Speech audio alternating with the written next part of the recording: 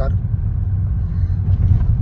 मी पीडित मुलीचा वडील शुभम कुलकर्णी.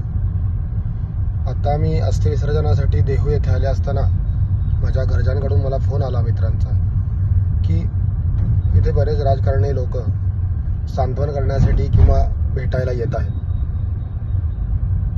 तर माझी आणि माझ्या कुटुंबाची एकच इच्छा आहे, जोपर्यंत माझ्या मुलीला योग्य तो न्याय मिळत नाही, त्या नराधमाला जोपर्यंत फाशी होत नाही तोपर्यंत एकाही राजकारणाने आमच्या घरी आम्हाला भेटायला येऊ नये एवढी माझी नम्र विनंती आहे.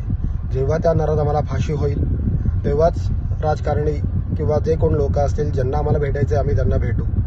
जोपर्यंत त्या नराधमाला फाशी होत नाही तोपर्यंत कुठल्याही राजकारणाने माझ्या घरी माझं सांत्वन करण्यासाठी येऊ नये ही माझी नम्र विनंती आहे. धन्यवाद.